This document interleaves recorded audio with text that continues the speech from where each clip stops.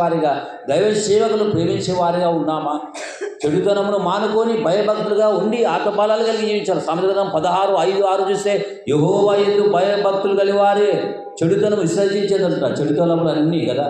రాత్రి మచ్చరం మంచి చెప్పిన మచ్చరం ప్రమాదకరమైనది. కుళ్ళు ఎముకలు క్యాన్సర్ అంటే ప్రమాదకరమైనది తీసేసుకోవాలని చెప్పినాం. ఎముకలకు కుళ్ళు కదా, మనిషికి బతికిన మనిషి తినేస్తారు, లోని ఎముకలే తినేసంత కుళ్ళు ప్రమాదకరమైంది. ఇది చెడ్డలా ఉంది. 22 అరిషడ్ వర్గాలు అవన్నీ రూపుమాపుకొని ఆత్మఫలాలు కలిగి జీవించినప్పుడు మనకు ఆశీర్వాదం. కాబట్టి కోరికలు కదా, ఆ మాట గుర్తు. తన యందు భయభక్తి వారి కోరిక ఆయన ఎవరు? తండ్రి అని దేవుడు ఆయన నెరవేర్చువాడై ఉన్నాడు. నెరవేర్చకూడదు, విశ్వాసం పెట్టాలను. ఏమన్నా? విశ్వాసం కర్తయు దానిని కొనసాగించేవాడు యేసు వైపు. అది పొందుకునే వరకు దేవునితో మనం సావాసం కలిగి ఉండాలి. ఏం చేస్తారు సార్? మారు సార్, మార్పు అని మాట్లాడు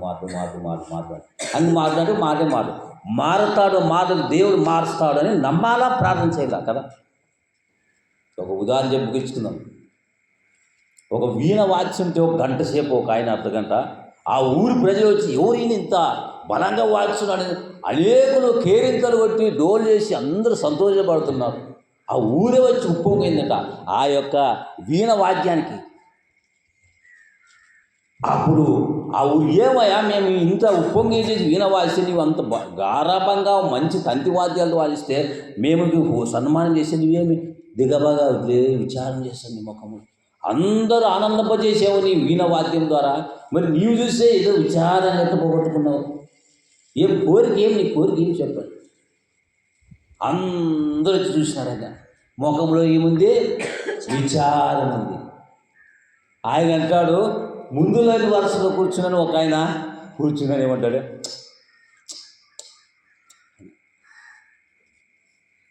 అందరూ వచ్చేసి కేరింతలు కొట్టి సంతోషమే సన్మానాలు చేస్తుంటే నీవు ఎందుకు మమ్మల్ని చూసి ఉప్పొంగ సంతోషపడి నువ్వు ఎందుకు ఇట్లా ఉన్నావా వీణ వాస్తుంటే? నా ముందు కూర్చున్నాయిలో ఒక ముసలాయన ఉన్నాడు.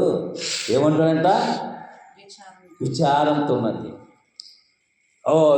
అప్పుడు అంటాడు ఆయన బట్టి నేను విచారణ చేస్తాను. ఆయన అందరూ పోయి ఆయన ముసలి తీసి పక్కన పారేస్తాను. ఆయన చూసి నువ్వు ఇట్లా అంటావు మమ్మల్ని ఏమా అన్నాడు. అది కాదు, ఆయన ఎవరు అంటే నాకు వీణ వాద్యం నేర్పించిన వ్యక్తి. అట్లా వీణ వాద్యము నాకు నేర్పించిన వ్యక్తి. మీరే బాగా వస్తుంది అందుకని ఆయన విచారంతో. అందుగురించి గలతీ 1:10 నేను మనసును సంతోషపెట్టేవాడు తీసుకోవాలని కాను, ఆయన ఎవరు చేసిన గురువు. అట్లాగా వీళ్ళు లోకములో మనం సంతోషపెట్టేది కాదు, దేవుడు చెప్పిన మాటకు. ఆయన ఎవరు? మనకు ఒక సేవకుడు, ఆత్మ సంబంధం గురువు. ఆయన సంతోషపడ్డ నా వీణవాద్యం పనిచేయాల, మీరు మెచ్చుకోవడానికి కాదు కదా. ఆత్మ సంబంధ గురువు కదా.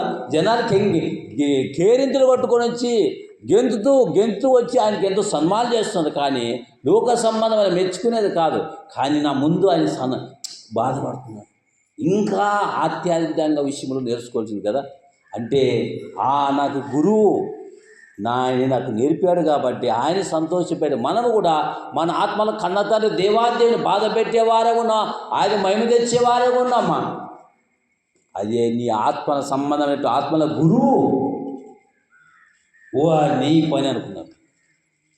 మనము కూడా ఆత్మీయంగా, అందుకు దేవుడు ఆత్మను కాబట్టి ఆయన ఆరాధించేవారు ఆత్మను సత్యముతోనూ ఆరాధించేవాడుగా ఉన్నాడు. దేవుని స్తోత్రం హల్లెలూయా, దేవుని స్తోత్రం హల్లెలూయా.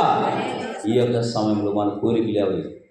ఆత్మ సంబంధమైన కోరికలు కోరుకుంటున్నామా? పర సంబంధమైన కోరికలు కోరుకుంటున్నామా?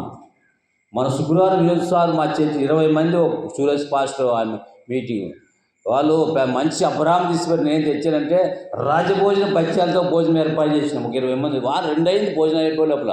మంచి వాక్యాన్ని అందించారు. మంచి దేవుని సావాసం విధంగా ఇంతమంది కూర్చొని భోజనం చేసి అయిపోగొట్టుకుని మిలిటరీ కాలేజ్ చర్చ్ దేవుని. ఎందుకంటే దేవుని యందు భయభక్తులుగా మనం జీవిస్తే మన కోరిక ఆయన తెలుసు. నా బిడ్డకి ఏ టైం ఇవ్వాలో ఎవరికి ఆయనకు బాగా తెలుసు. కాబట్టి ఒకవేళ ఆయన తెలుసు దేవుని చిత్తంలో ఏమి ఇవ్వాలో అని బాగా తెలుసు.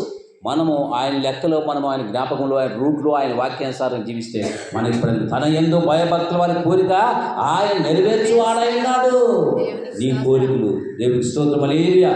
కాబట్టి మనసును సంతోషపెట్టి పని ఎప్పుడు చేరాలి. కానీ దేవుని సంతోషపెట్టి వారిగా చేయాలా, మనసు సంతోషపెట్టి వారిగా చేయాలా? అది ఏమోలే ఆయన అన్నారా? ఆయన గురువు అన్నాడు. మనకు నిజంగా ఇప్పుడు ప్రభాకర్ సార్ అయితేనే, మీకు ఎవరైనా కానీ వారు నీ ఆత్మలను రక్షించి నరకాలు పోకుండా ఎంతో ప్రార్థన చేస్తారు సేవకులు. సువార్త మనం ప్రకటించేవారు ఎంతో సేవకులు ఎంతో ప్రకటిస్తున్నారు కదా. చాలామంది నిర్లక్ష్యం చేస్తారు. కొంతమంది వారి క్యారెక్టర్ దేవుడు చూసుకుంటాడు, కానీ కొంతమంది అట్లా కొంతమంది అపార్థాలుగా లేనిపోని వాని అన్యాయం చేయవాడు, అన్యాయం చేయ పరిస్థితి వాని కీళ్ళని బట్టి తీర్పు దేవుడికి అప్పచెప్పాలి, ప్రార్థన చేయాలి. మనము వాక్యమైన అర్థంలో సరి చేసుకోవాలి. నీ ఆత్మ రక్షణలో నడిపించి స్వర్గపోయి నడిపించే సేవకులు ఎందులో ఉన్నారు. ప్రకటించే వారికి పాదాలు సుందరమైన ప్రకటించే వారికి సహకారం హెల్పింగ్ చేయాలి.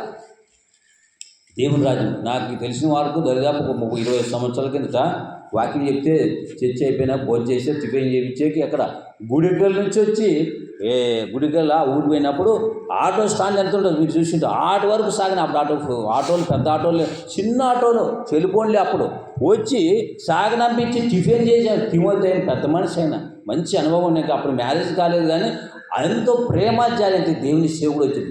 అంత ఎక్కడ చర్చి కాడ నుంచి హోటల్ కాడికి వచ్చి సాగనంపించేది అంత ప్రేమ. ఈరోజు నెంబర్ 1 క్రైస్తవులు ప్రేమించేవారు ఎవరైనా తెలుసా?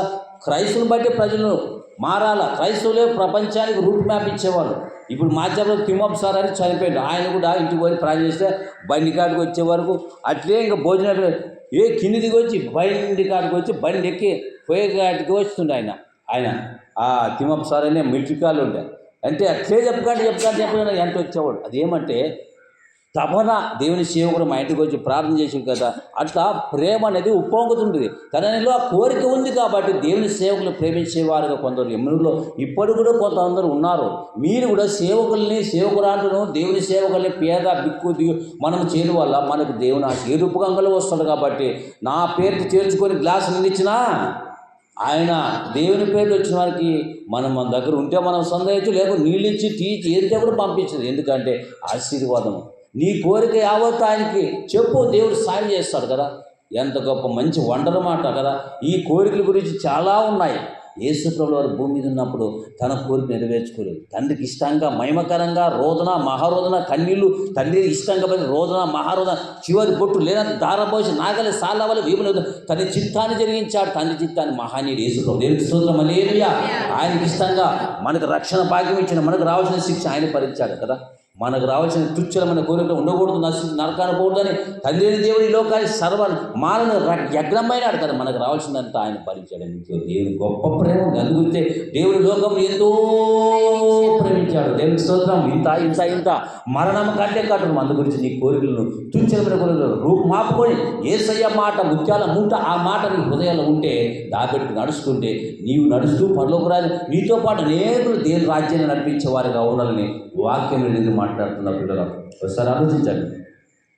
తన యందు భయభక్తుల వారి కోరిక ఎవరైనా సరే ఈ నందవరం మండలం మీద ప్రపంచ దేశాలకి చెప్తుంది కదా. సమస్త దేశంలారా యెహోవాకు ఉత్సవాలు చేయి, సంతోషంతో యెహోవాని సేవించడానికి 100వ కీర్తన మొదటి వచనంలో కనపడలేదు. దేశాలు పిలుస్తున్నారు. ఒక కులానికి మతానికే కాదు అందరూ పిలుస్తున్నారు. దగ్గర రండి అంటాడు కదా. నేను మీకు విశ్రాంతి ఇస్తాను, ఈ ప్రపంచం వెళితే కాదు నా శాంతిని ఇస్తాను. వల్ల లోకంలో సినిమాలు సీరియల్ లోక సంబంధం ఉడికాట పారాట కదా. ఇది ఎంతకాలం ఇది కను మూస్తే పాతాళం ఉంది. ఆ పాతాళము నరకం తప్పించుకోవడానికి దేవుడు 66 పుస్తకాలు కలిగిన మహావేద గ్రంథాన్ని మనకిచ్చాడు. నాకే కాదు నీకు నాకు అందరికి ఇచ్చాడు. ఈ యొక్క తీపి అనేకలు తినిపించాలా కదా. ఈ తీపి దేవుని వాక్యం ఎజ్కేల్ నరపుత్రుడాల ముందు చక్కగా నిలబడమయ్యా నేను నీతో మాట్లాడతాను అంటాడు. మాట్లాడడానికి సంసిద్ధులుగా మనతో వాక్యమైన మాట్లాడు. నరపుత్రుడాలను చక్కగా నీతో మాట్లాడతానంటాడు. అటువంటి దేవునికి చోటు ఇచ్చామా?